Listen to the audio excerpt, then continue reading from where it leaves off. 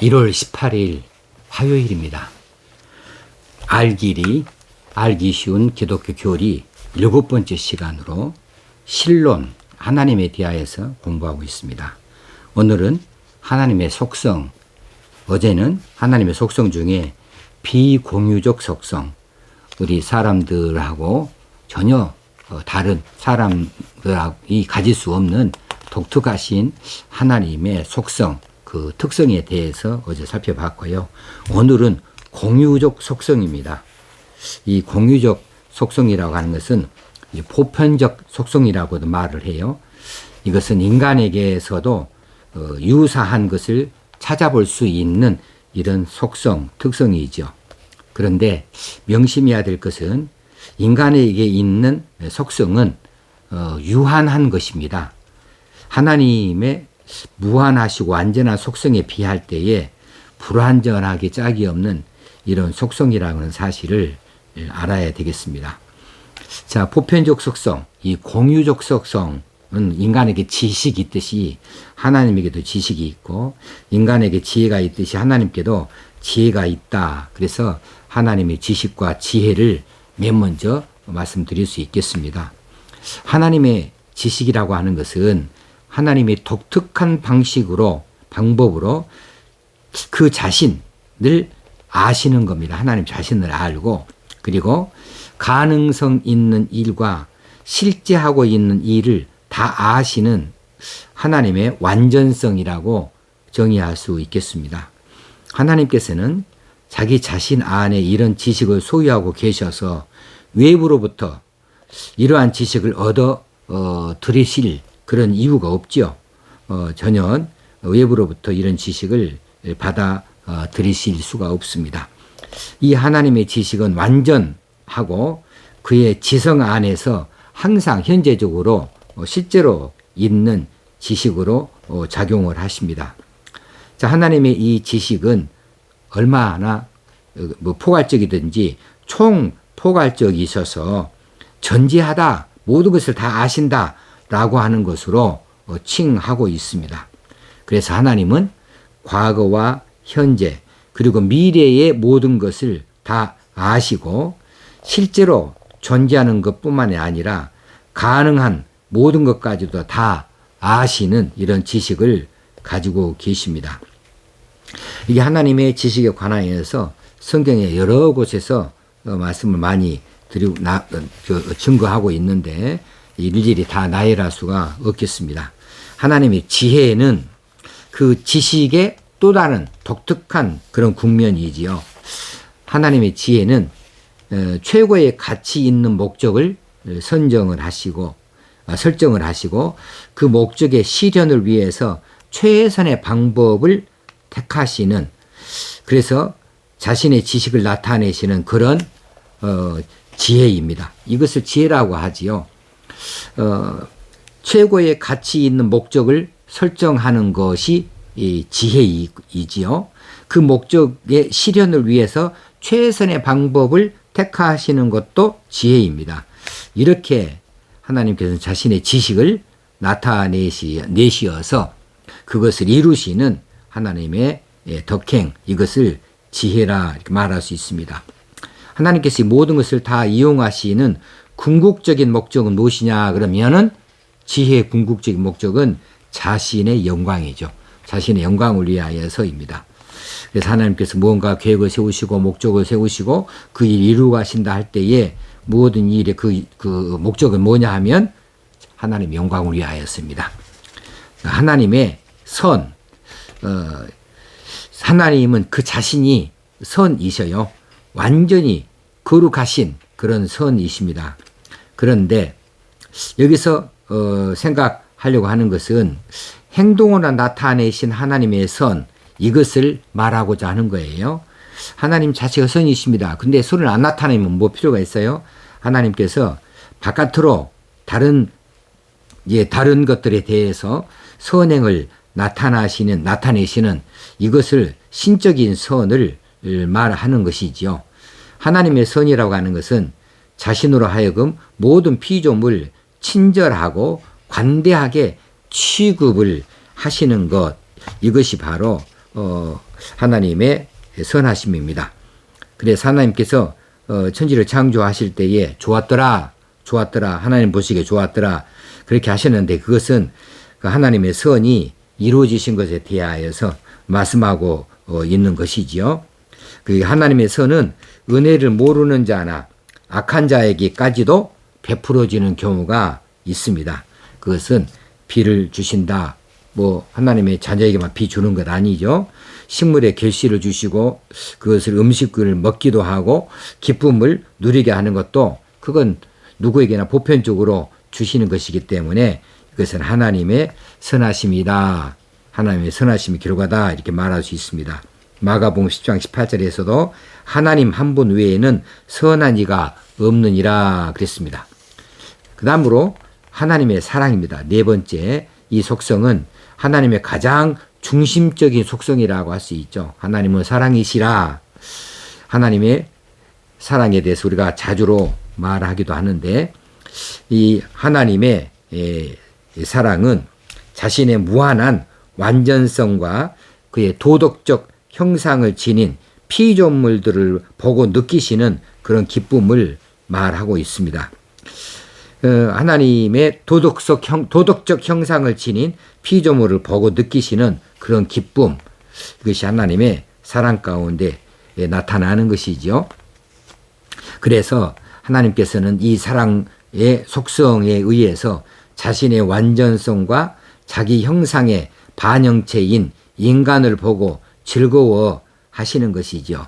이 속성은 몇 가지 관점에서 다시 살펴볼 필요가 있습니다.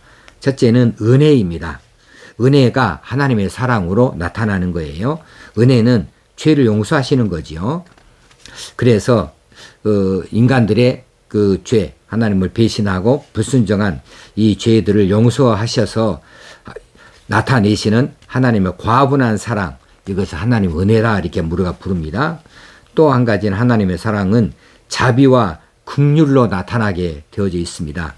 우리는 죄의 결과를 짊어진 자들, 그들의 비참함에 대하여서 어떻게 이것을 제거할 수 있을까? 그런데 사랑의 하나님께서 하나님의 자비하심과 긍휼하심으로 그 모든 것들, 죄의 결과들을 다 제거해 주시고자 나타내셨어요. 하나님의 사랑 가운데에서 이 자비하심과 긍휼하심이 우리에게 적용이 되어진 것이지요. 또 하나님의 사랑의 세 번째는 오래 참으심입니다. 하나님의 교훈과 경고에 무관심한 죄인들을 용서해 주시는 하나님의 사랑을 하나님의 오래 참으심 또는 관용이다, 이렇게 칭합니다. 그래서 인간들은 참아내지 못하지만은 하나님은 많이 기다려 주시고 참아 주셔서 기어이 하나님의 사랑을 이루고자 하시는 것이지요. 그래서 오래 기다리시는 것도 하나님의 사랑이다 할 수 있어요. 그리고 이제 하나님의 사랑 가운데 마지막으로 하나님의 거룩하심과 그의 의의를 이야기할 수 있겠습니다. 하나님의 거룩하심이라고 하는 것은 모든 피조물들과 절대적으로 구별이 되어지시고 무한한 하나님의 존엄으로 모든 피조물을 초월하시는 신적 완전성이라 말할 수 있습니다.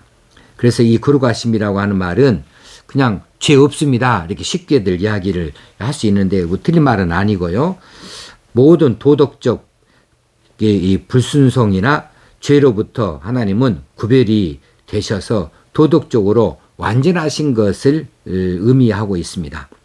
거룩하신 하나님 앞에 설 때에 인간은 죄를 깊이 깨닫게 되어지는 거죠. 하나님의 사랑이 이 거룩하심으로 나타나고 있습니다. 또 하나님의 의도 이 거룩하심에 견주어서 말씀드릴 수가 있겠습니다. 하나님이 자신의 거룩성에 위배되어지는 모든 것으로부터 자신을 보존하시는 것이에요. 자신을 거룩한 존재로 보존하시는 신적 완성을 하나님의 의라 이렇게 말할 수 있습니다. 하나님의 공의에는 두 가지가 있습니다.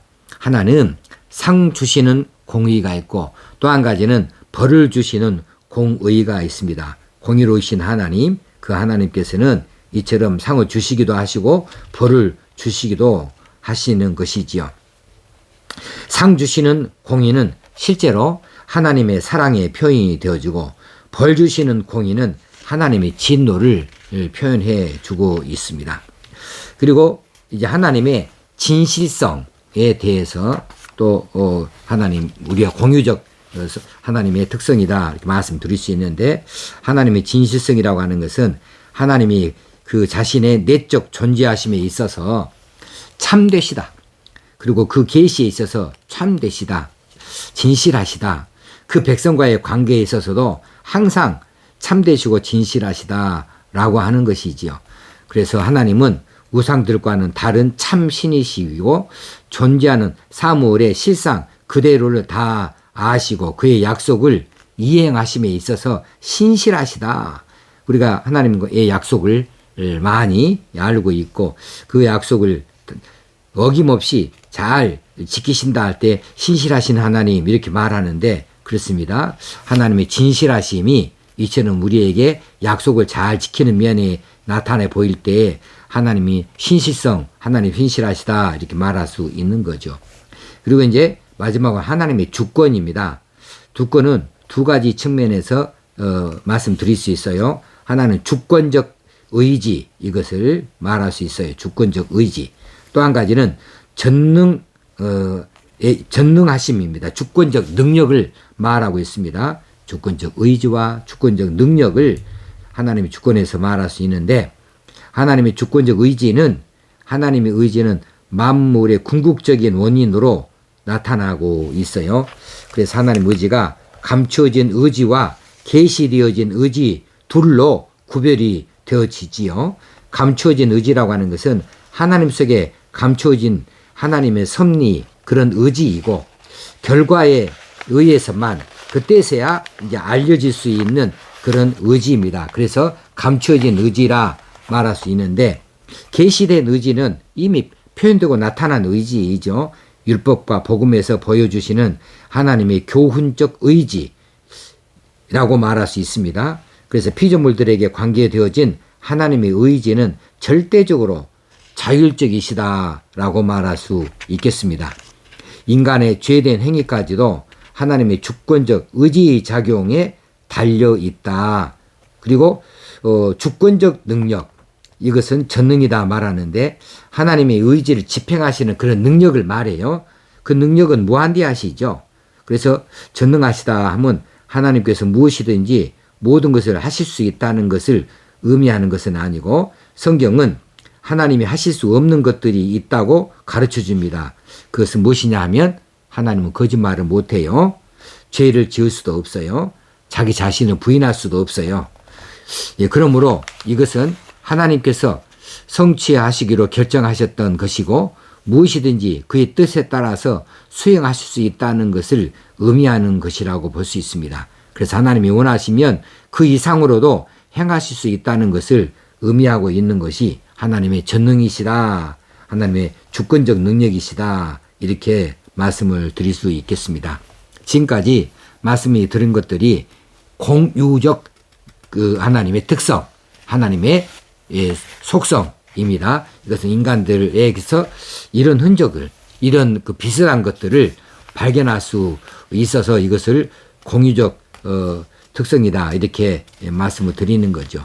그렇습니다. 지식이나 지혜나 혹시나 선이나 사랑이나 거룩하심이나 의나 혹시나 진실성이나 주권이나 이런 것들이 인간들에게도 그 흔적을 조금이라도 우리가 볼 수가 있지요. 그래서 이것을 생각하면서 하나님의 주권이 이렇겠구나, 하나님의 의가 이렇겠구나 하고 우리가 그래서 미루어서 생각하는 것인데, 처음에 말씀드렸듯이 측량할 수 없는 거예요.